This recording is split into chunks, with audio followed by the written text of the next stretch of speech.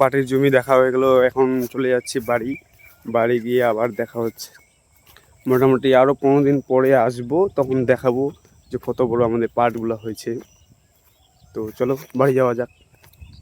এই যে গাইস দেখতে পাচ্ছ করলার এই যে লবণ দিয়ে একটু করে দিচ্ছি যাতে বীজটা বার হয়ে যায়, যেন কোনো ক্ষতি না করে।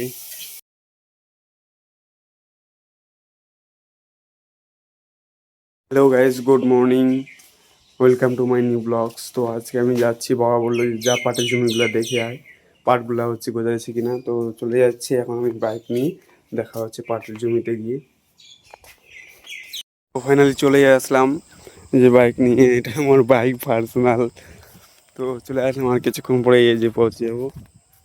তো এদিকে বাইক নিয়ে গেলাম না, তো চলে যাচ্ছি। তারপরে দেখাচ্ছি কত বড় বড় হয়ে গেছে, বেশি দিন হয়নি, 3 দিন হচ্ছে ওনানো। তো বাবা বলছে যা দেখে আয় কেমন হয়েছে, দুঃখ যায়। তো যাচ্ছি দেখতে আর কি। এই চলে আসলাম, এই যে দেখো, মানে পাটের গজানোর আগে ঘাস গজায় গেছে, এটা তো গ্যারেন্টি গজাবেই। যে ড্রেন করে দেওয়া হচ্ছে জলের জন্য হালকা করে। তো পাট গজায়নি, গজাবে আর কিছু 3 দিন, মানে এমনিতে 36 ঘন্টা লাগে এই বীজ যখন ফেলবে তখন ফুটতে। তো 36 ঘন্টা আমাদের যদিও হয়ে গেছে, বাড়াতে তো টাইম লাগবে।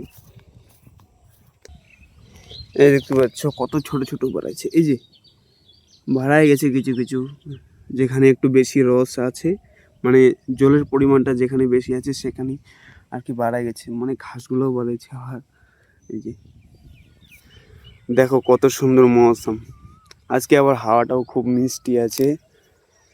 যে দেখো কত সুন্দর আজকে আবহাওয়া, মানে খুবই ভালো লাগছে একটা, মানে এরকম যদি হাওয়া থাকে তাহলে সব সময় ভালো লাগবে।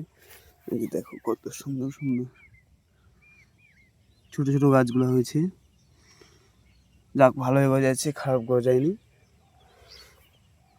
হাই গাইস, বাড়ি চলে আসলাম মোটামুটি পাটের জমি থেকে, দেখে মুখ হাত দিয়ে এখন চলে আসলাম রান্না করেই। এই যে মা রান্না করছে, আজকে করছে হচ্ছে আলু দিয়ে রসা রসা।